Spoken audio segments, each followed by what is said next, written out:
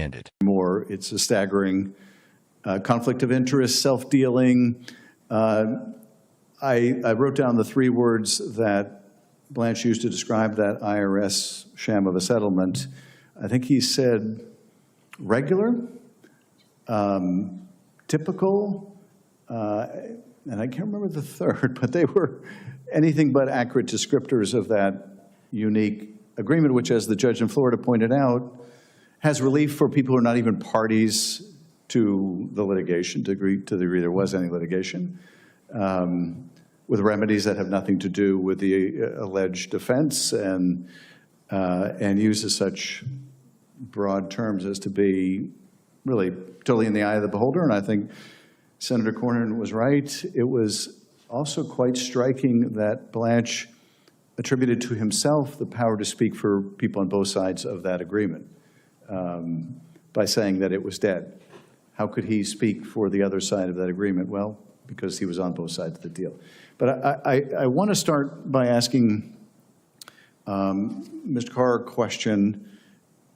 I asked Mr. Blanche about his recusal, his supposed recusal. I asked him if he talked to Mr. Terrell. He acknowledged that he did. I asked him if he was advised by Mr. Terrell. Did Mr. Terrell tell you that ethics laws and policies required that you not be involved in cases involving your prior representation of the president? His answer was yes. So in those 3 matters, the hush money payment case, January 6th case, Mar-a-Lago case, you were to recuse yourself. His answer was, I'm recused, correct? Well, by the way, he said the cases are not ongoing, Senator, yes. But to the extent there's any work around those cases, yes, I'm recused. So then I brought up, and you must have watched the hearing, so you said to CPAC a couple months ago, the other things that are happening, there was not a single man or woman at the Department of Justice who had anything to do with those prosecutions, meaning the prosecution of the president. Now, you had something to do with those prosecutions, right? I was a spokesman for the office. For the Office of the Special Counsel. Correct. That was leading both of those investigations into Mar-a-Lago, the classified documents and obstruction case, as well as the January 6th case. Correct. So by by what he described to CPAC, you were included among those not left standing as a result of those firings. So I asked him, so you're saying that it's not a conflict of interest for you to be involved in the firing of prosecutors who prosecuted your client, your former client. There's no conflict there. Is that your, and his answer was no, there is.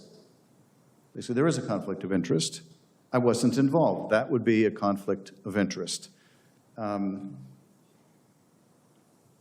he fired you, right? He signed my termination notice, yes. He signed your termination notice.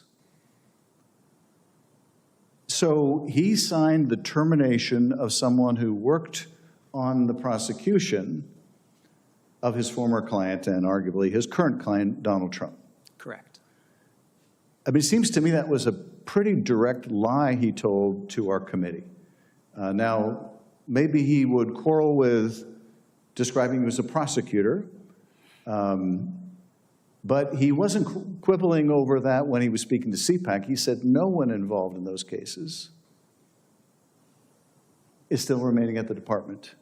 And when I asked him about taking credit for that, he said, no, that was just a statement I made. But wouldn't it also be a conflict of interest if that supposed tax agreement impacted Trump's potential liability for what had been mischaracterized as business payments? The hush money payments, according to the statement of facts in that indictment, were designed to conceal their true nature and in so doing mislead tax authorities. Wouldn't the signing of that settlement also impact his client potentially in that kind of a case? I defer to the lawyers on the panel. I am not a lawyer.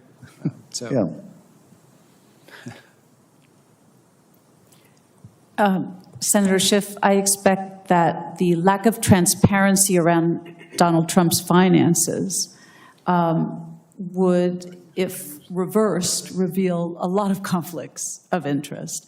And I think you're absolutely right that the firing of U.S. attorneys or spokesmen, individuals who were involved in any way in those cases, was, as you seem to be suggesting, largely motivated by not wanting those individuals to be involved moving forward. I think a Department of Justice headed by Todd Blanche would have conflicts of interest and problems with regard to lawyers' ethics shot through it at every level, which is why my concern is that if recusal were done right in his case, he would be recusing from the vast majority of what the Department of Justice is currently doing. I completely agree. Mr. Carr, if I could just return to you for a moment. He signed your termination. Are you aware of whether he signed any terminations involving any of the other members of Jack Smith's team? I don't know. I did reach out to a few of them. Some of them were fired before he became a deputy attorney general. Others were fired after. So I don't know. I will say... I would be very interested if any of your colleagues share with you. I think we would all be interested to know whether you're not the only one that he fired on the on the Smith team, or in any of the investigations that he is supposedly recused from. Mr. Carbone, I asked Mr. Blanche a question at the end of the hearing. It was kind of interesting because most of the fact-based questions I asked him, he dodged. The one more or less rhetorical question he really seemed determined to answer, which is, what happened to you? What happened to the Todd Blanche of the Southern District of New York, who was a respected prosecutor? You knew him, you worked with him. I understand from others in your old office that he was held in high regard. What do you think happened to him? Well, Senator, you weren't in the room when I gave my opening remarks, but as I said, I worked closely with him. I personally liked him, I respected him, and I valued our relationship. He was a very affable prosecutor. He was fair-minded. He had a lot of good qualities. I don't know what happened to him. I do know what I see, and I can only judge his conduct. I have not had any extensive contact with him in the past year, 2 years. It's been very fleeting, and I don't know what happened, but he certainly is not the person that I once worked with. Yeah, it's interesting, and I mentioned this at the hearing. I don't think people change that much. I suspect it's more that we don't really know who they are until they show themselves, until they are forced to make a difficult decision between their ambition and their principles. And we've seen this. He's not alone in this. We've seen this from so many people who work in this building or the administration, who come to Congress or come to the administration as one person and seemingly transmogrify to something completely different. And I suspect that character flaw was there all along. They just never were forced to make the choices that reveal who they really are. The last question, Ms. Stein, and thank you so much for being here. I was struck by the completely anomalous behavior of Mr. Blanche going to interview Epstein, Maxwell. The fact that he seemed to take no one who really knew the facts of the case, which no self-respecting prosecutor would do, that he didn't challenge any of her many misrepresentations, and that magically she ended up in this prison camp afterwards, unsuited like her. How did victims feel watching that spectacle, that charade? What was that like? Very difficult for us, as it would be very difficult for any victim of crime. Ghislaine Maxwell has shown herself to perjure herself in civil litigation. And it really wasn't lost on us that Mr. Blanche spent 9 hours, 2 days interviewing her, but for months and months and months, we couldn't get in front of the Department of Justice. And when we did, we had about an hour with Mr. Blanche, which was nothing in comparison. Maxwell's move to a low-security facility is unprecedented for anyone with a conviction that she holds. I mean, it's just unheard of. We are further concerned because this administration has not ruled out a pardon. This woman was convicted, and she's been given preferential treatment over and over and over again, and that just begs us to ask, why? Thank you. Thank you, Mr. Chairman, Senator Durbin, for your indulgence in allowing me to go ahead. The first major fracture appeared around the question of recusal. Blanche had been Trump's personal defense counsel on the New York business records matter, the federal January 6 case, and the Mar-a-Lago documents investigation. Ethics guidance from within the department, according to testimony, made clear that involvement in anything connected to those prior representations was off limits. When asked directly whether that advice had been given, the answer was yes. When asked whether he was therefore recused, the answer was also yes. Yet the same official signed the termination notice for a spokesman who had worked inside the special counsel's office on 2 of those exact investigations. The signature sat on the page. The claim of distance sat in the earlier testimony. The gap between the two became impossible to ignore. That contradiction grew sharper when earlier public statements were placed side by side with the signed document. At a conservative gathering only months before, Blanche had declared that not a single person who had anything to do with the prosecutions of the president remained inside the department. The boast was clear and unapologetic. It framed the personnel changes as a completed project. Yet the man whose termination notice carried Blanche's own signature had been precisely one of those people. When pressed on whether involvement in such firings created a conflict, the reply was that there was no involvement. The paper trail said otherwise. The claim of complete separation from the prior cases collided with the reality of who was still being removed and who was doing the removing. The pattern did not stop with individual terminations. Broader reports described waves of departures among attorneys and staff who had touched the special counsel investigations or the January 6 prosecutions.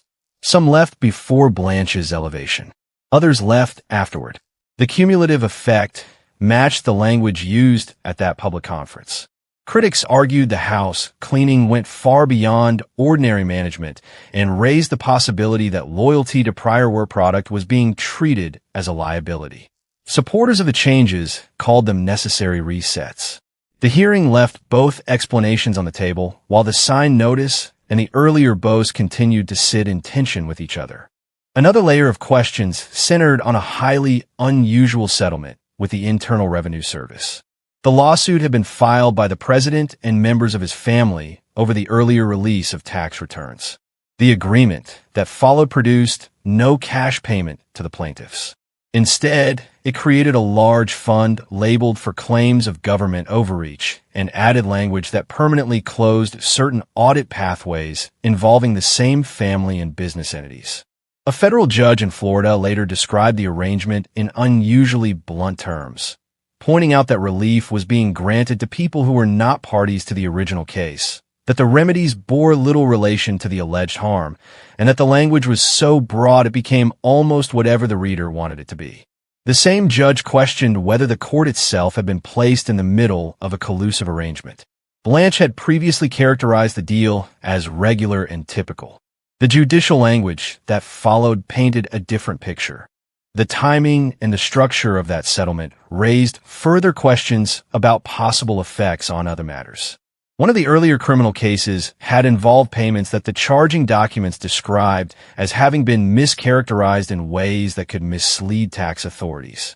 Whether the new agreement quietly reduced exposure on that front remained a matter of debate, but the mere existence of the question added weight to the larger conflict of interest concerns. When the large fund portion of the deal later faced political pushback and was walked back, the audit protections remained in place. The sequence left observers arguing over whether the original arrangement had been designed more for optics or for lasting practical benefit. Then came the 2-day interview with Ghislaine Maxwell. The convicted associate of Jeffrey Epstein sat for roughly 9 hours of questioning conducted personally by Blanch.